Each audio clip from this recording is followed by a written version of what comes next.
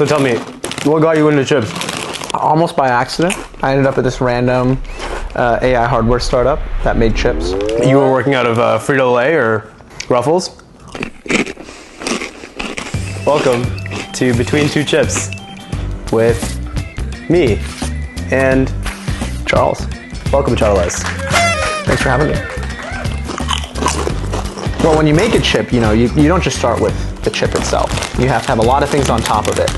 That includes, the photoresist and the etch that we use to deposit different kinds of metals that form a transistor that make up the chip in order to have a full chip experience. I get it. We have a pile of chips over there, pile of chips over here. I'm not an expert. Like, how do they differ? These chips are used in computers, and they're also kind of everywhere in the same way these chips are, but used for a different purpose. The other important thing, of course, is these chips are usually made in another country. I think these chips were made in Mexico. They don't have the skills elsewhere. They don't have the skills in Taiwan. Irving, Texas. No, you're right. This one, see, these chips are all domestically sourced. Right. But these are not always domestically sourced. Why is it important that those chips are made in the U.S. like these? Well, they're important for a lot of things, like the computers that run our data centers. They're important for training AI, of course. It's also just an incredibly important technology to be able to do, right? To be able to make these chips is a feat of engineering that spills over into many other kinds of technologies. I feel like making this is also probably like a feat of engineering, getting it like fried just so it makes that noise. Well, how do you make those? I mean, I can tell you about this like a little bit later. For these, you start usually with a silicon wafer. And then you basically want to add on many different kinds of metals on top of that form a transistor. Now, what's a transistor? So a chip is made up of many, many transistors. Right. And the smaller the transistors are, the more you can fit on a given size of chip. But what's the point of a transistor? Like, what does it do? Like, I put it in my computer, and what does this transistor do? A transistor is like a kind of a fundamental unit of operation. Adding or subtracting bits is done on a transistor.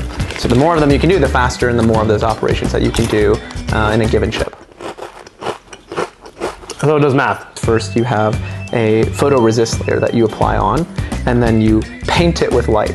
And so you use these machines called EUV machines that shine very small beams of light over a mask. You gotta stack it all together. Chip, chip, chip. Yeah, chip to chip. Whoa, whoa, whoa. And when you use that mask, then it etches certain patterns onto the chip. You know what happens when you take many small chips? Okay. And you put them together? They call it a chiplet. That sounds unholy. So when that photoresist is applied, and after you etch it, you're able to deposit additional layers on top of the places where there are not photoresist. So the photoresist acts as a kind of mask. So I got painting, chips, and deposits. Is that like money, or? This is an NVIDIA GPU, used mostly for playing video games, but it turns out that playing video games and making AGI are very similar things. What is AGI? Is that like artificially good ingredient in chips, or? Dude, I have no idea. Everyone just keeps saying AGI. I think it's like amazingly great Indian people. What do you think it says that you use the same chip to play video games as we used to make AGI? Does it mean we're living in a video game? I think it's an equally likely theory that like the Big Bang, God, we live in a simulation, because like we just like will never be able to verify any of this. Have you watched Rick and Morty? How they like make a simulation inside a simulation inside a simulation inside a simulation? If we're about to make a simulation, that means like we were probably simulated as well, and we're just like some guy's car battery. What the heck is Rick and Morty? Why is that a GPU? That's made for AI and video games, so much bigger than a CPU, which is made for like, opening email and cat videos. Like, is one task fundamentally harder? So CPUs are general purpose. So they're built to do many different kinds of workloads. GPUs are really just good at a very few selected set of things. The workloads that we want to run on them have been getting larger. So the models are getting larger, the video games are getting better. If your chips are not large enough, then you will have to use multiple chips. When you have to string together multiple chips, then it slows down the speed because you have to move memory and data off of different chips and combine them together. So it's better to have one really big chip that can run all these workloads. I get it, but there might be like a 5-year-old watching this. So could you explain it to that 5-year-old? Why the chips are bigger? Why the chips are bigger. They're watching too many TikToks. That's kind of the basic reason. So usually the GPU runs a lot of things in parallel, and a CPU is like a sequential scheduler. Yeah. Are you a CPU or a GPU? I think sometimes my mind goes like a GPU. I think most humans have to be CPUs. But if you have ADHD, I think you're a GPU. Chip? Sure. how would one make a company more valuable than NVIDIA in computing right now? You would need to have like a good hardware and software integration, and then you would need to have like better performance.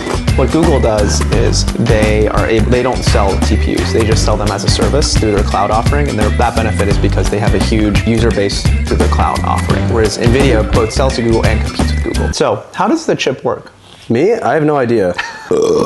What doesn't make sense to me is why, if Google Cloud has TPUs, which is supposed to be like the AI chip, right?